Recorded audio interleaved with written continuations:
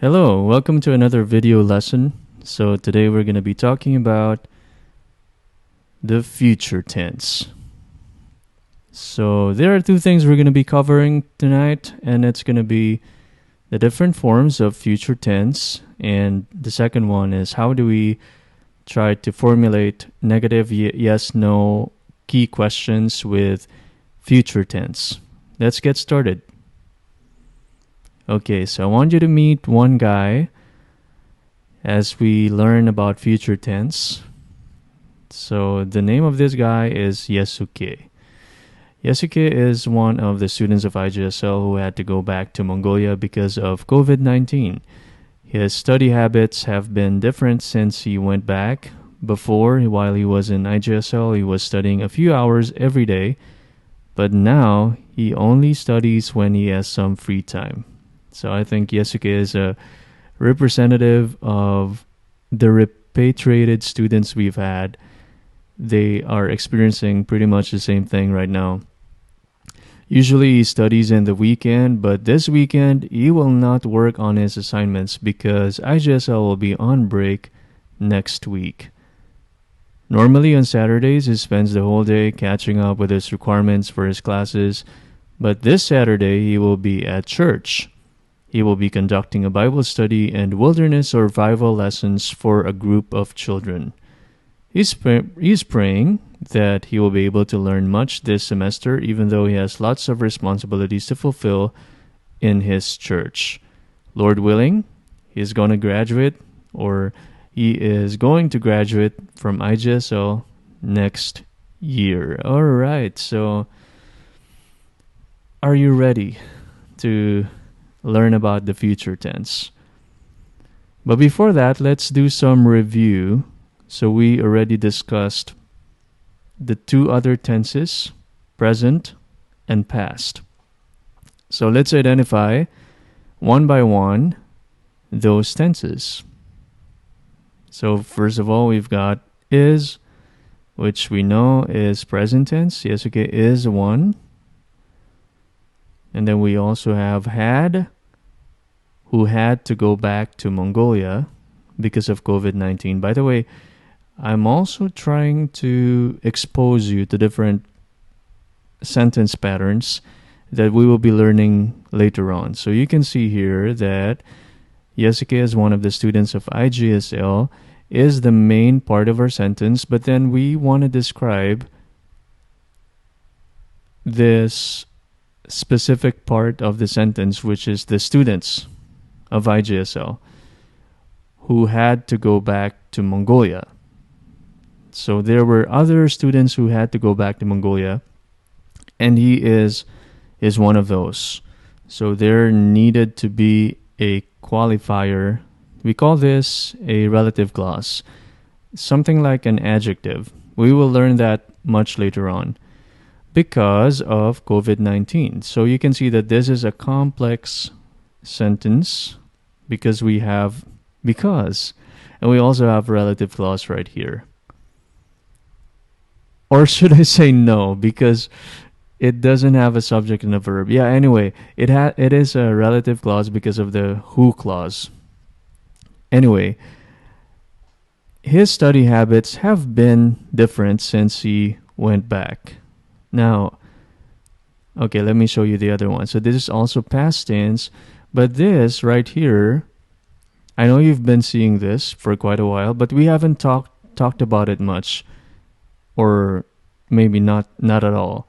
This pattern right here, or this tense right here, is what we call present perfect tense. So when you think about this tense, just think about a combination of present and past tense, because what we mean by this is his study habits have been different.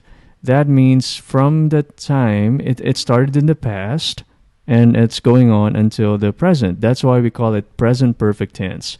Now, the beginning point or the starting point of that action was right here, since he went back. And it had to be in the past because he went back a couple of months ago. All right?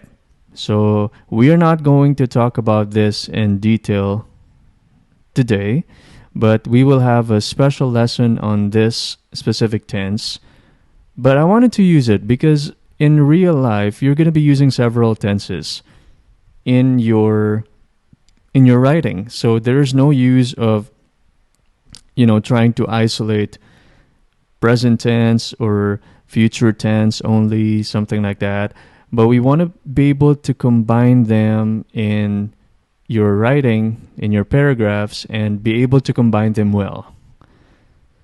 Before, while he was in IGSL, he was studying.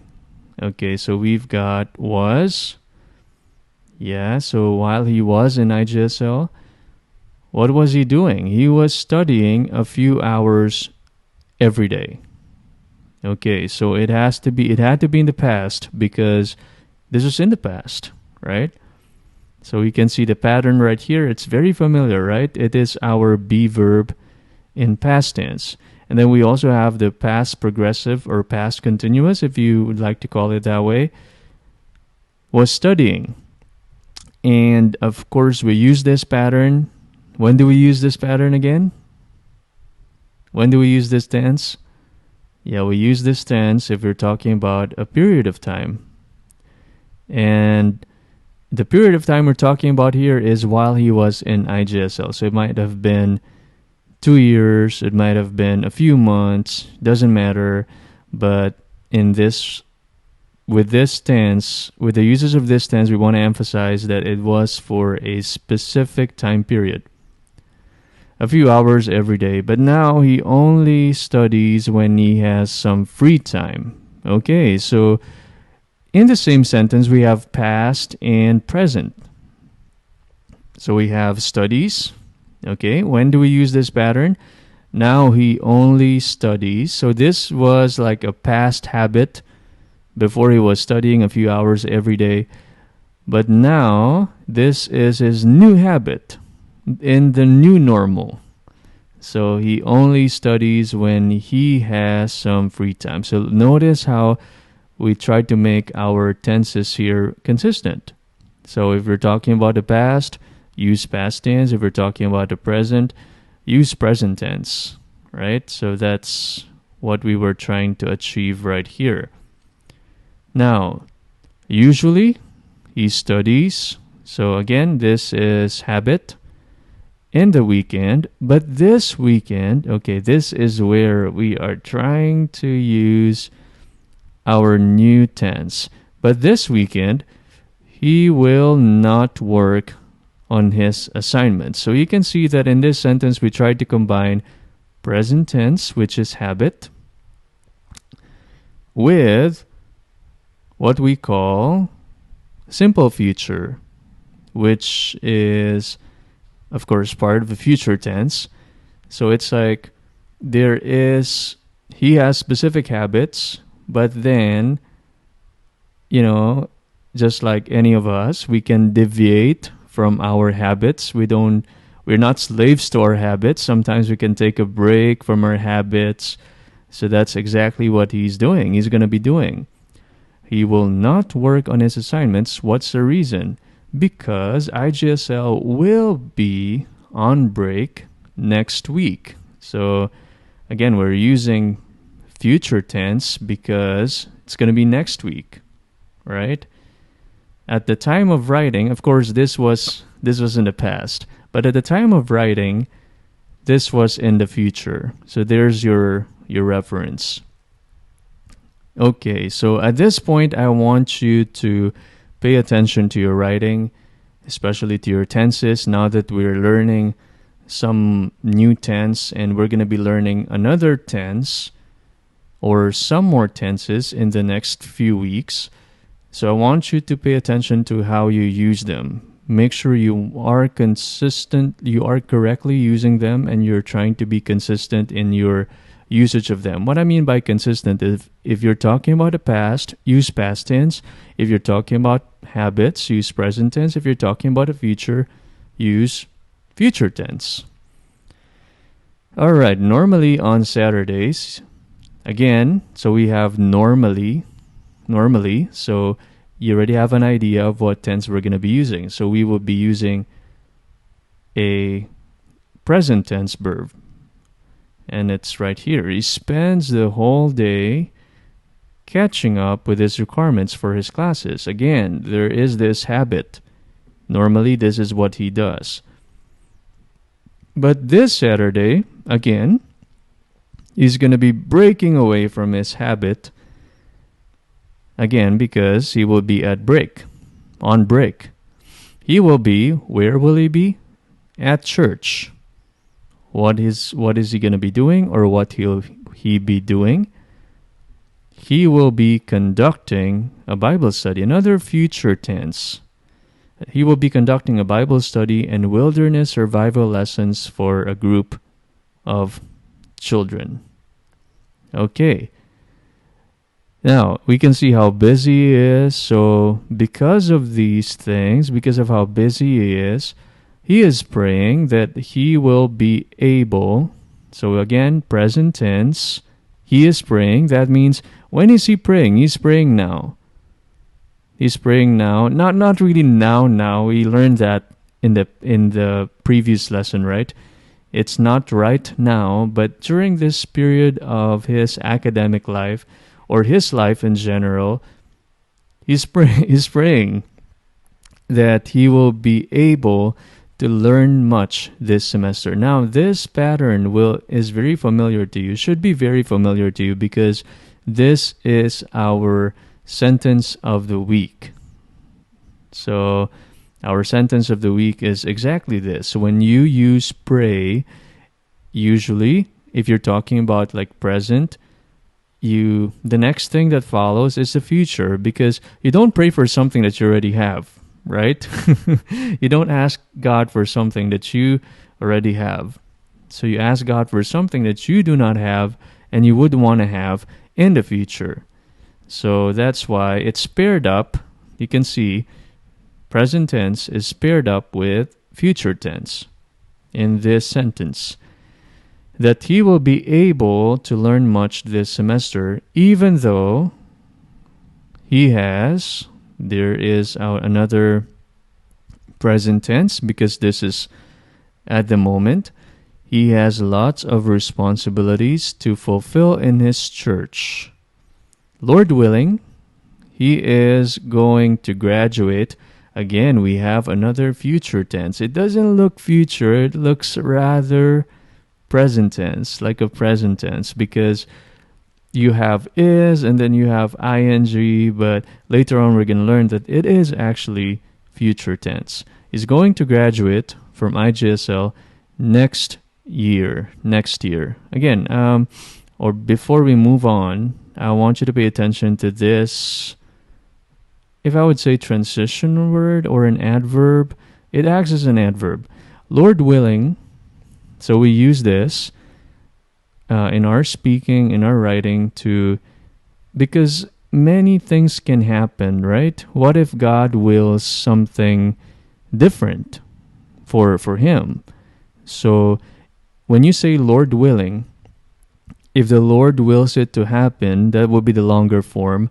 Or if God allows things to fall into their right places, that means nothing goes wrong, everything goes okay, everything goes well, then he will graduate, or he's going to graduate. So that's what we mean by Lord willing. Yeah, because really everything is in God's hands, right? There is nothing. We're not in control of our future. We're not God. So that's why we use this pattern. Just a side note. Okay, let's move on to learning the different forms of future tense. So there are 4 of them. The first one is right here. Will be. There are several of them. Will be and will be. So this is what we call be verb. So there are different forms of be verbs. It depends on the tense. So what's the tense? What's a be verb for present tense? Okay, I'll wait for your answer. Yeah, so we have is, am, are. What about past tense? Yeah, so we've got was and were. And for future, I've got some good news for you. There's only one.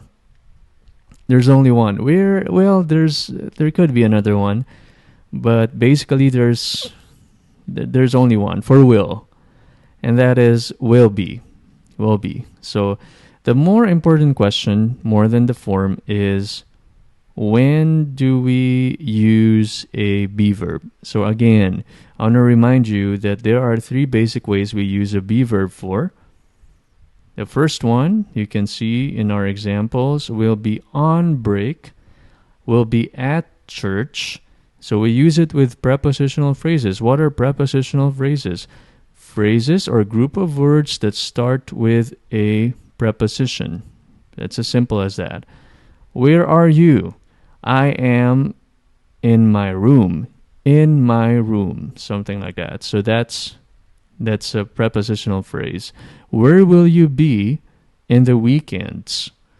I will be in the church. I will be in the school. Yeah. I will be at home. Okay, we also use it for adjective. There's the example right here. He is praying that he will be able. So able is not a verb. I think many students are confused with it. They think that it's a verb. No, it's not a verb. It's because we always use it like we'll be able to, not can be able. That's wrong. Yeah, so we always put them together. That's why some students think that able is a verb. It's actually an adjective. It's an adjective. So we will be able. Able what? To learn much this semester. Another example would be she will be okay. She will be okay. All right. We can also use it with nouns. Let me just put away my face. Where's the presentation? We can also use it with a noun. I will be a doctor someday. A what? A doctor. She will be my professor next term. So this is just a review. I keep repeating it because why do you think I keep repeating it? Because I don't want you to forget. I don't want you to forget. Be verbs are very special when it comes to English, and because it's so special, many students are confused with it. So I don't want you to fall in the same trap. I want you to be able to master it. Okay? So that's our first pattern. Actually, this pattern technically falls into the second pattern, but I decided to separate it for the same reason. I want you to master it. Okay, the next pattern is right here. Will not work. Will not work. Or, in essence, it just will work. That's a negative. Now, this is something that you're very familiar with. I don't need to explain this, right? Because when you think of future tense, this is the first thing that comes to your mind. Will. So I'm not going to explain this much. But the pattern is will plus base form. So whenever you use will, it's always the base form. Don't add any ing. Don't add any ed or whatever. So it's always a base form. Example, I will learn a new language when I reach the age of 30. When I reach the age of 30. Now, by giving this example, I'm actually trying to hit two birds in one stone. Because remember, we learned in our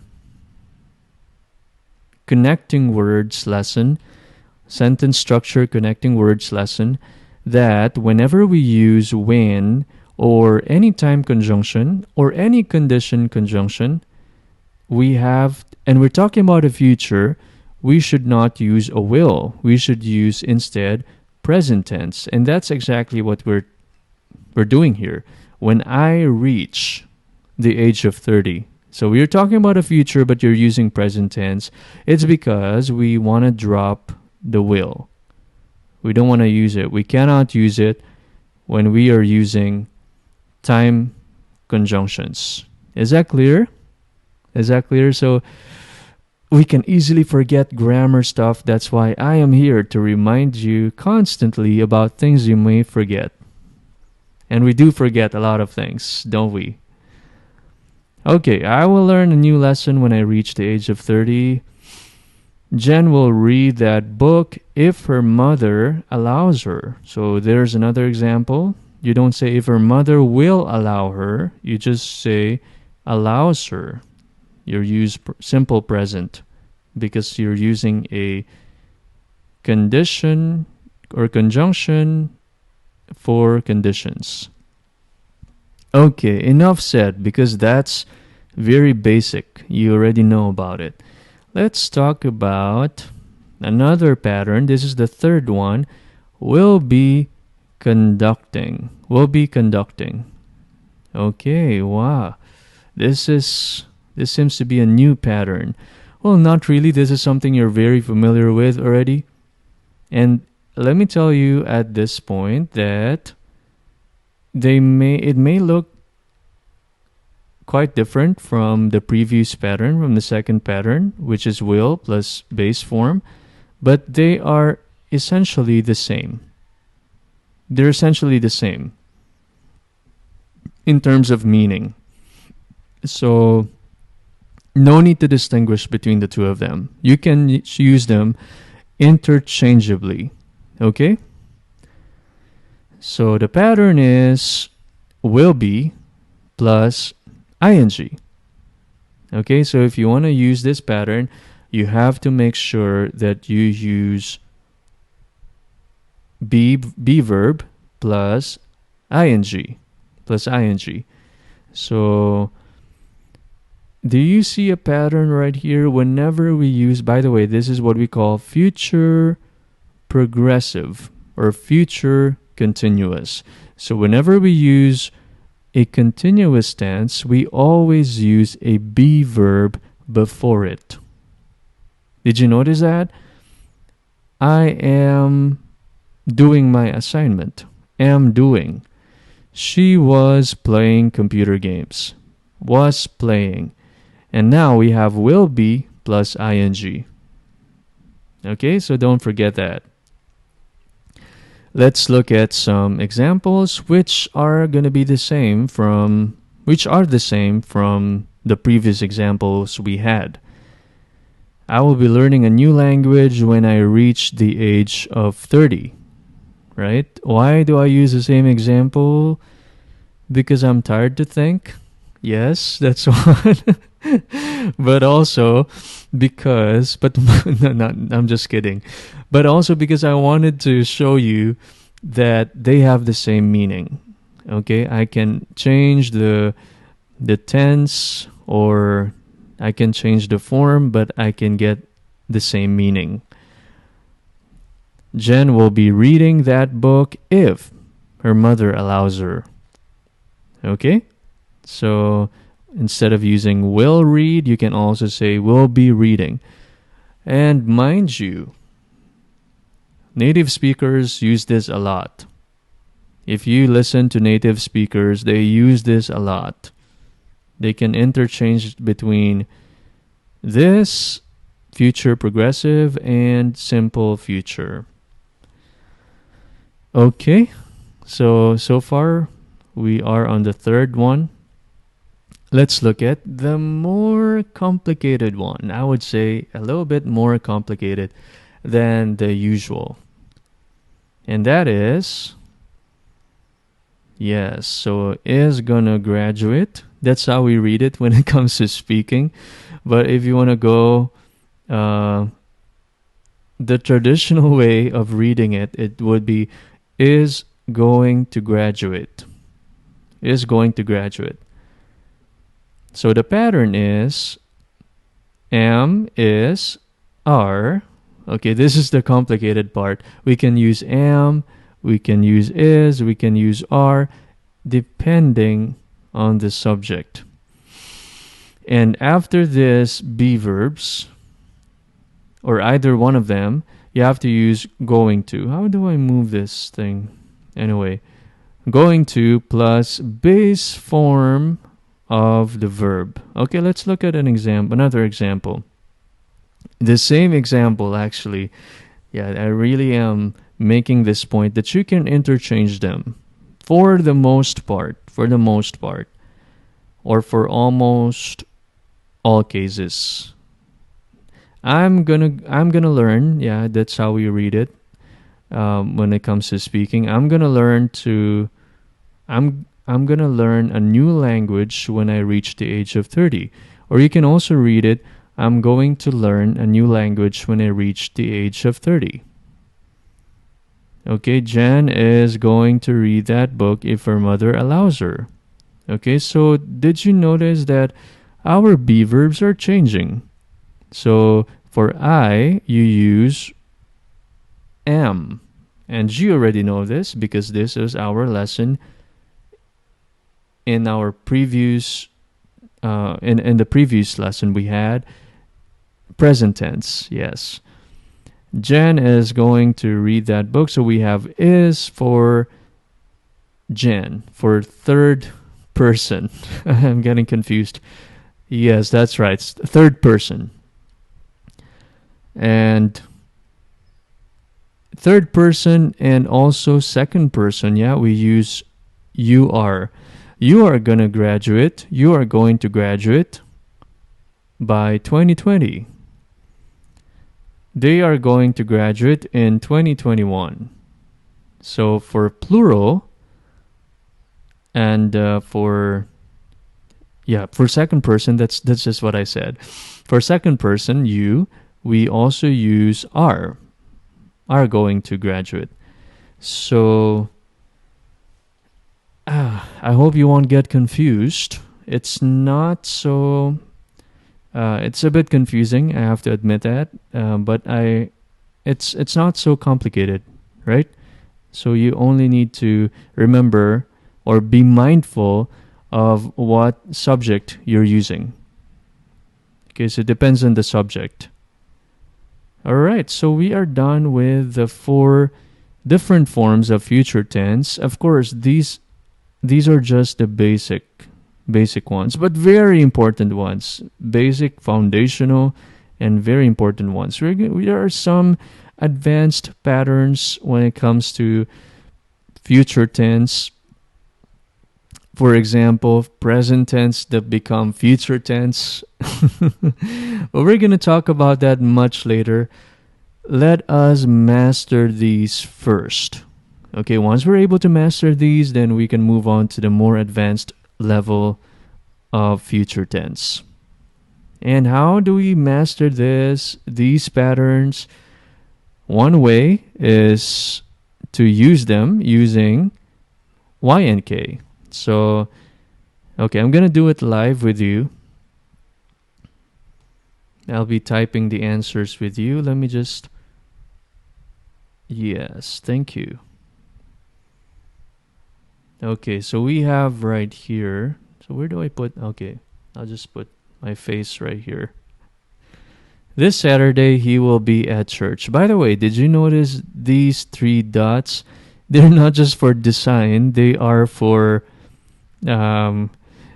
they stand for something. That means part of this sentence is not all there is. There are some parts of this sentence that are clipped, that are removed for some reason. Anyway, because we don't need the rest of the part, so that's why we just remove them and we put an ellipsis. We call this ellipsis. This 3 dots. So they're not just for design. That means there was something here. And the same with this one. We clipped off the last part of this sentence and the beginning, because we only want to use this part of the sentence. Okay? This Saturday he will be at church. Okay, so what's the negative for this? Help me. No, you cannot help me, but try to say it while I'm typing. This Saturday, he will not be at church. What about the yes-no question? So it's simple, right? I know you know it already. What about yes-no questions? So for yes-no question, we just switch the subject and will. So will he be at church? If you want to put this Saturday. Yeah, so I wanted to show you that you can put this Saturday in the last part of the sentence and just drop the comma. Will he be at church this Saturday? And the answer is yes, he will. Or no, he won't for speaking, will not for writing. Okay, so what's our key question? There can be several of them. When, so I want the answer to be this Saturday. When will he be at church? Answer? This Saturday. So for speaking, native speakers normally just answer very quickly, right? You don't need to answer in complete sentences all the time. But for writing, you might want to practice your writing so you can say, basically just copy it, right? This Saturday, he will be at church. Do you do that? Do you copy and paste like me? But the good thing is, if the advantage of not copying and pasting is you get to practice with your typing skills and your mind get used to spellings and all that stuff. So I encourage you to type. Another question is, I want the answer to be this one. At church. So the question will become, where will he be? Where will he be this Saturday? Or you can also put where will he be at if you want to use that, but it's not required. And the answer is, short answer, at church. Long answer will be, this Saturday he will be at church. All right, is there any other question we can ask? Who will be at church, right? I don't want to type that up. Who will be at church? He or Yesuke will be at church. Okay, next. How do I move on to the next slide? Next would be another... okay. There is a special pattern that I want to call your attention to because this is in your NYNK exercise. This is a special pattern. There will be a typhoon this weekend. Okay.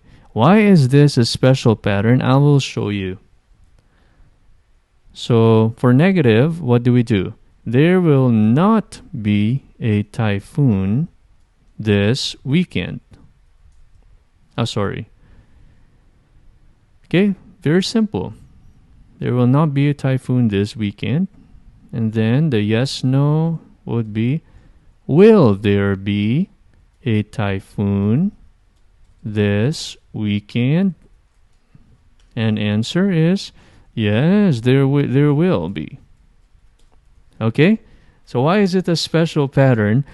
Well, you answer it differently. So, why? That's the way it is. Will there be? Yes, there will be. No, there will not be.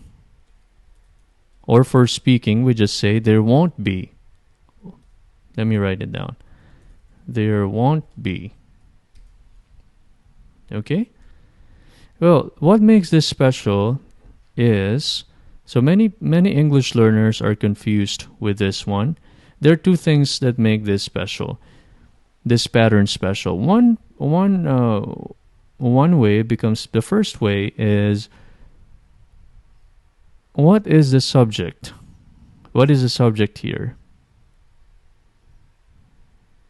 Yeah, so many English learners would say, there is the subject, because it is at the first, or it is the first word of the sentence. Well, no. The subject is this one. A typhoon will be there this weekend. Which doesn't make sense, right? You are changing the meaning. You're changing the meaning. Because with this sentence, you're trying to say that you're trying to refer to there as a place. Okay? As a place. Like, where is it? There it is. Right? Where will the typhoon be? There. In your place. In the Philippines. Okay? But this one right here, it's not talking about a place. It's actually talking about the existence of something. There is a girl outside. That means a girl exists somewhere outside. So it's not exactly a place, but it's talking about like existence. Existence of something. Okay, I remove this because it destroys the layout. So that's the first thing that makes this pattern special. So the subject comes not at the first word of the sentence, but after the verb. After the verb. So whenever you find this kind of pattern, always look for the subject after the verb. Speaking of verb, the second way why this pattern is very special is there is always followed by a be verb. There is always followed by a be verb. Did you notice that whenever you use there are people outside? Or if you want to use past tense, there were people outside. If you want to use there is someone outside, right? There was someone outside. So you always use a be verb. The reason why I'm addressing this is because I can see that some students are confused. Some students are confused and they would use there have someone outside. Yeah, I think they're trying to translate from their language. But it's very important that whenever you use there, you should always use a be verb. Okay? Let's be clear about that. You see, even Apple is getting confused, right? So, why is your grammar wrong? So you can see a red line right there because it cannot recognize what it doesn't make sense to him. Okay, so with that being said, let's move on to the key question. There will be a typhoon this weekend, so what will there be this weekend? Okay, that is the most literal question you can come up in this kind of sentence, right? It's very consistent in terms of grammar. So the answer will be a typhoon. Short answer for speaking, for writing. There will be a typhoon this weekend. Okay? But since typhoon is an occurrence, what should your question be? It's something that happens. So your question can be, what will happen this weekend? This is the better question, even though it's not so consistent with the grammatical pattern or grammatical structure of the sentence, but it's more natural. It's more natural. So not all the time you can rely on grammar. So that's the point I'm trying to make. That's why you have to there's a limitation to just studying grammar. You have to expose yourself to a lot of English. Okay? That's why we listen, we read. Anyway, the same answer. Sorry, I'm going to be cheating just for the sake of time, okay? Because I don't want to make this video. See, it's already 40 minutes. I don't want to make this video more than 1 hour. Okay. I want this to be the answer. So let's type more answer of questions. When will there be a typhoon? Okay, very consistent. So this question is very consistent. When will there be a typhoon? Okay, can I just remove this? I'll just remove this, huh? But that is not wrong, huh? I didn't remove it because it was wrong. It's correct. But it's better to use this question. When will there be a typhoon? Short answer, this weekend. Or long answer, there will be a typhoon this weekend. Okay, I forgot. What will happen this weekend? There will be... Okay. Yeah, you cannot just say a typhoon here. That's correct. All right, so I think we can move on to the next one. We are just in the first one. We move on to the next form. Okay.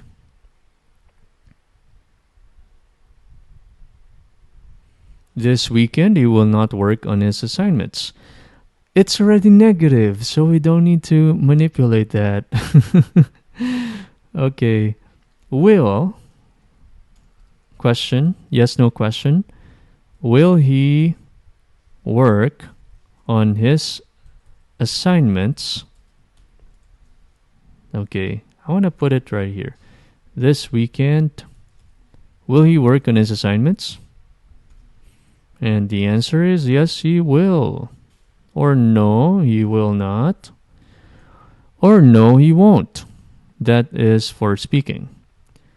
And for key question, so since this is an activity, right, this is something you do, will work, then our question would be, what will he do this weekend? Yeah, so his assignments. Or he will work on his assignments. That would be the long answer.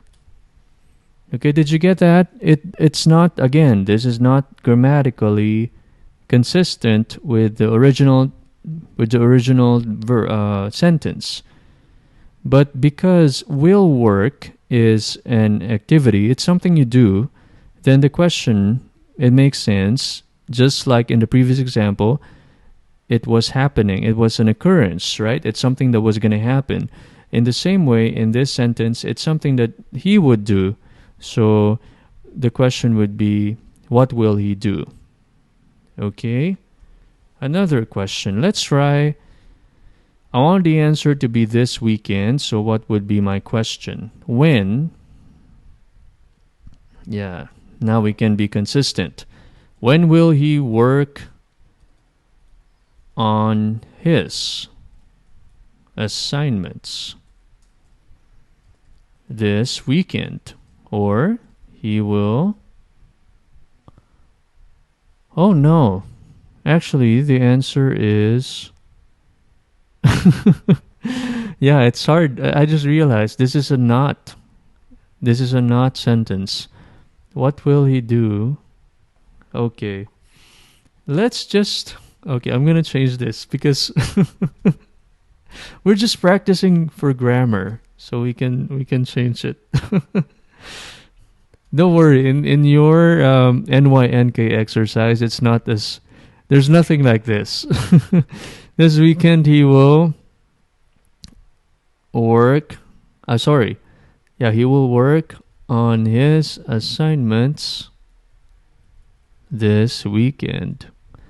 Yeah, I forgot about that. But anyway, what will he not do? Yeah. Okay. Yeah, if you want to use not, then it will become what will he not do this weekend? His assignments. He will not work. Okay. Yeah, it's not so complicated. I think we can keep the not. When will he work? When will he not work on his assignments? It's okay. It's grammatically okay, but it doesn't make sense. You never ask a question like that, right? You ask a question like, when will he work on something? When will he do something? Not when will he not work on something, right? Anyway, just to be grammatically consistent and for grammar practice, we try to use it. When will he not work on his assignments? Yeah, this weekend. He will not work on his assignments this weekend. Okay. See? So sometimes we can be very grammatical and yet not make any sense. And when it comes to choosing between making sense and being grammatical, choose making sense. Okay? Choose making sense, because what's the point of being correct grammatically if people cannot understand you? Right? If your English does not sound natural, that is why grammar alone will not help you improve in your English. It has to be coupled with listening, a lot of listening, and a lot of reading. Okay, I cannot overemphasize that. Let's move on to the next form. Okay. Okay, we are down to the second to the last one. Okay, no, I'm not supposed to do that. Second to the last one. Okay, he will be conducting a Bible study and wilderness survival lessons for a group of children. Okay, help me with this. He will not be conducting a Bible study and wilderness survival lessons for a group of children. Okay. Now for yes, no question.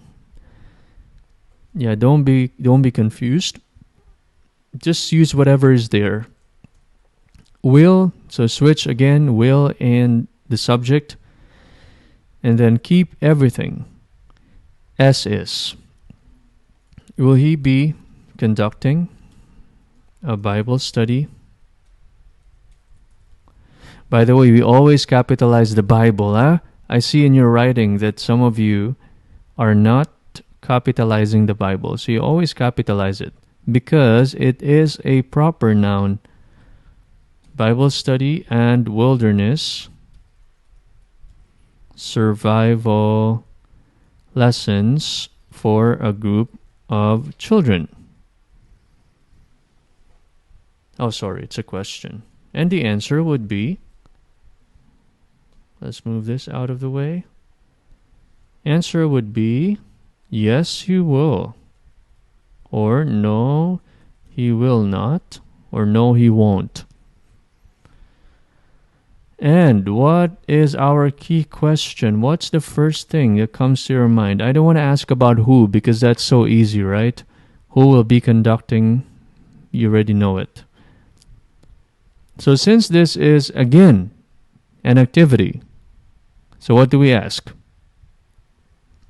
Yeah, what will he be doing? Of course, I can also ask, what will he do? But I want to make it more consistent with the grammatical pattern, original grammatical pattern, which is will be conducting. So will he will be doing. That will be the verb for the question. Okay, answer is a Bible study and wilderness survival lessons. Short answer, and the long answer would be I'm gonna be cheating. No, I cannot. Because if I copy and paste it, the format would be complicated. And wilderness survival lessons for a group of children. Okay. All right, no more space. So that would be the last question. Just kidding. Is there any other question we can ask? Okay. I want to ask about this for a group of children. Okay, so that would mean I will have to move it right here or just make it smaller. Okay, let's try to make it smaller.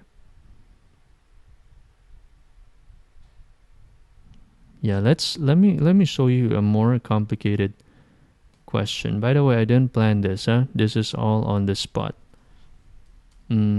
So if the answer that we're looking for is for a group of children, so since we're using for, automatically, and we're talking about people or for persons. So we have two options. We can use who or whom. Since we're using for, we would use whom. Okay, can you still see it?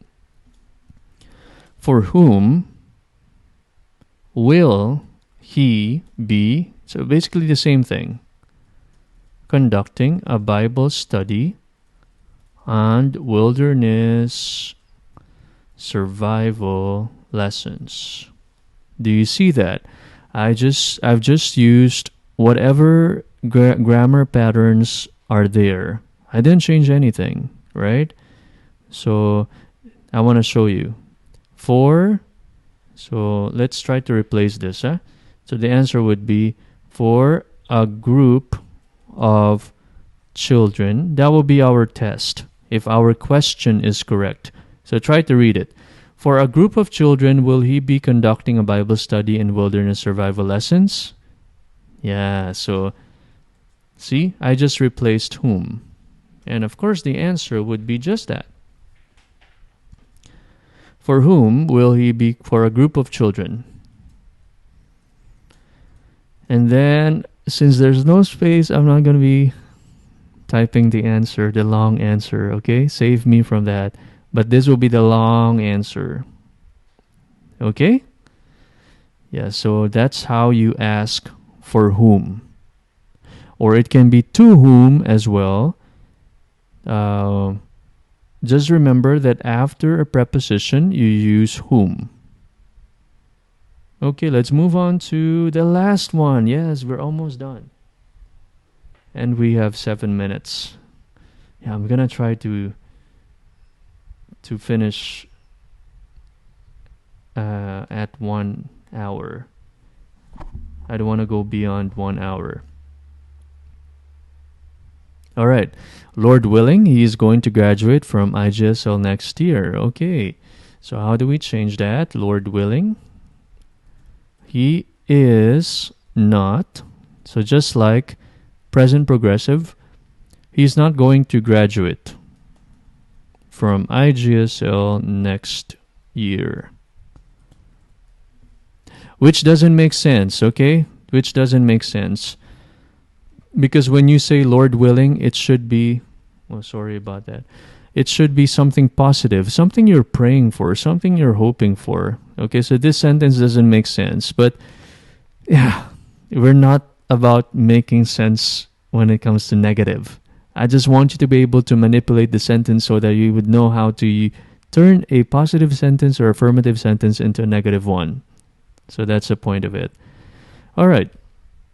Question is, yeah, you're already familiar with this. It's very similar to present progressive. So what do? We put the is at the beginning, and then again we switch it with the subject, and everything's going to be the same. Is he going to graduate from IGSL next year? And we can also put it here. It's up to you. You can put it at the last part, yeah, but you still have to use a comma if you put it at the last part. And the answer is yes, he is. Yeah, so the way you answer this question is you use the be verb, and that's it. Since there's a be verb, you just use the be verb. Yes, he is. No, he is not. Okay? Now, for key question, what would be our...